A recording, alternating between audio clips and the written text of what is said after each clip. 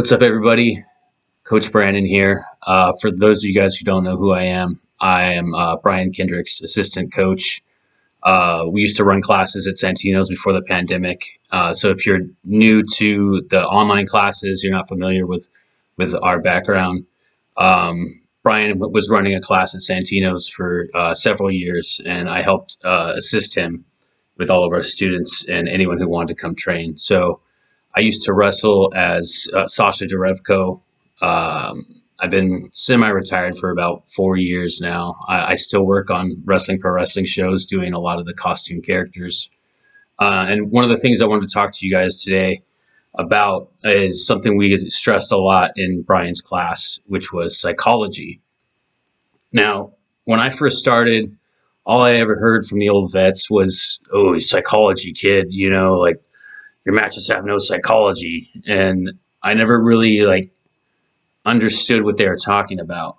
And throughout my wrestling career, I kind of evolved. I started in early 2003 or 2002 is when I started. I wrestled as a Canadian character, Mike Vega, and I really had no character. I was just a Canadian, and I think my coach gave me that character because I was like a lot of the Canadian wrestlers. They kind of no character. That was just nationality is my character. And my matches had no psychology. I was really spotty and kind of like a lot of people maybe that came in through that time and since then, since the style of a lot of fireworks and not a lot of story substance, it's kind of become more prevalent, and we've kind of lost the art of storytelling and psychology. And even at that time, like the vets were talking about psychology, and it was like, what the fuck are you talking about? So I wrestled back then in 2003, and then I left wrestling for a few years, and I came back in 2010, and I started doing a Russian character. And that's when I truly just started to understand like the importance of character and telling a story and incorporating your character into your storytelling. Like, what would your character do, type of stuff. And I was lucky enough when it really like clicked, when I really understood, okay, that makes sense. It was like Neo in the Matrix when he saw the green numbers. Like I was lucky enough to do extra work for WWE, and I got to do a practice match in front of William Regal. And in this match, I was the bad guy, obviously, and I was fighting my friend Jay, who was the good guy. And during the heat in my match, I was working his leg. And then he started to get his comeback going. And then he started climbing up the ropes to do something, and I cut him off again. So at the end, Regal like singled out that part of the match. And he's like, all right, so you just worked his leg and he's limping around, but then he decides to go climb the ropes. Like, why, if this was a real fight and you're really injured, your leg's really injured, why would you go and climb the ropes? It makes no sense.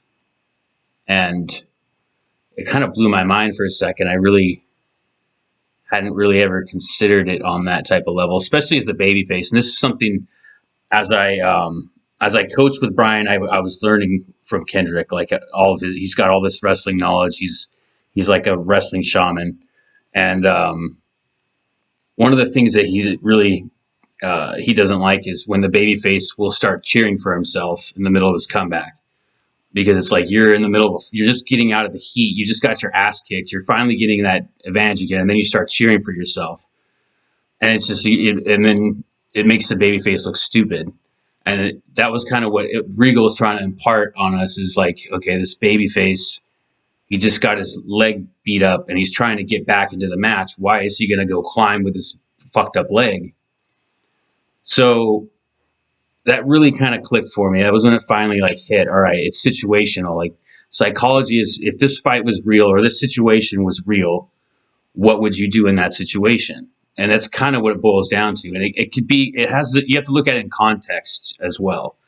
Like, Another thing when I heard all the time when I was just up and coming from the vets was, oh yeah, lucha has no psychology, and I kind of believed that for a long time. But then, like, you really, once you start to understand the different styles and different cultures of wrestling, wrestling is different in Mexico, wrestling is different in Japan.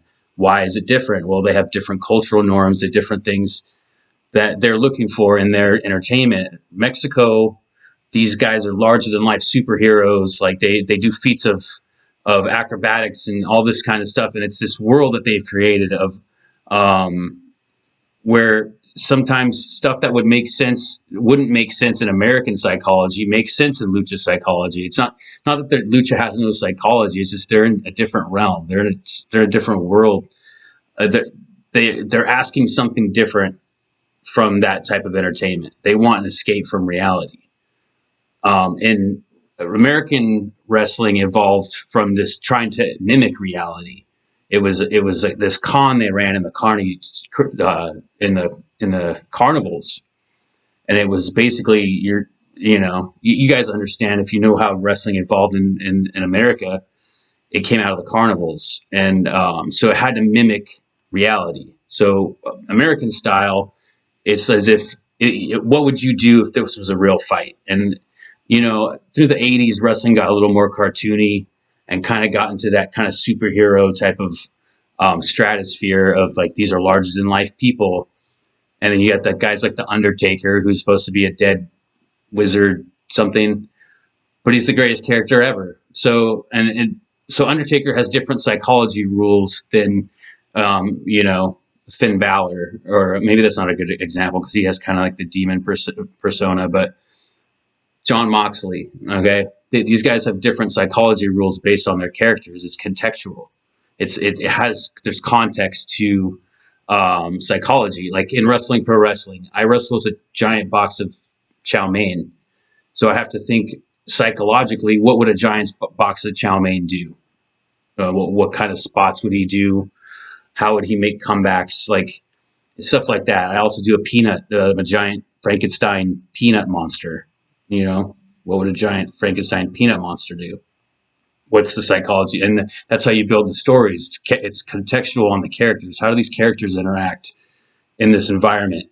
And what is the environment? Is it like Mexico where it's this big fantastical, obvious entertainment, like not really supposed to be based in real reality, or is it supposed to somewhat mimic real reality? So I hope that makes some kind of sense. Another way to look at it is like in video game terms. If say you're playing Street Fighter 2 or any of the Street Fighters, and you're Blanca and you're playing against E Honda, right? What are you going to do when E Honda does his diving headbutt at you? Well, you're going to do the electric shock thing, right? Because that's what counteracts his diving headbutt. The psychology is, oh shit, I'm Blanca. This guy's flying at me. Crouch down and do the electric shock. Like that's how we have to kind of think about wrestling matches. And so there isn't like one set parameter of what psychology is. And I think people just a lot of people, maybe even that have reached the higher levels, don't really understand it on that type of level.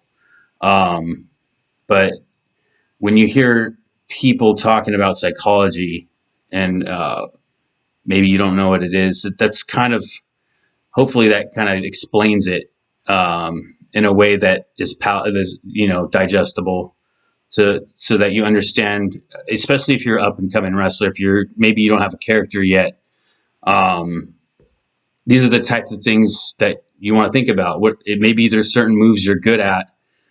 You put it together, and somehow you can make a character around your move set. Like when are you going to use these moves at what times? It's just all stuff you got to think about when you're building a wrestling character. And obviously, the psychology of a Mankind match is going to be different than the psychology of a Dude Love match or a Cactus Jack match. So even that in one person, Mick Foley, he's got 3 different types of matches he can have based on the psychology of his character. Like, what is this character going to do in certain situations?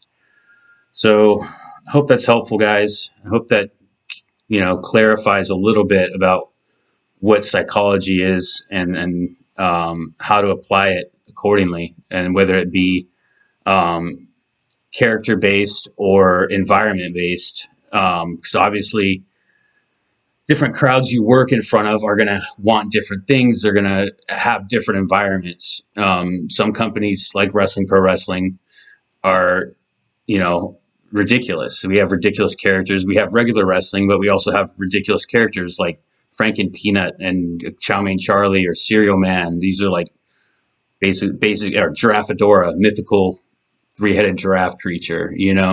Obviously that crowd is going to be expecting something different out of the psychology of the match. They're going to willing to expand their disbelief to this realm of crazy creatures and monsters? Or is your wrestling company more shoot based, like Josh Barnett's Bloodsport?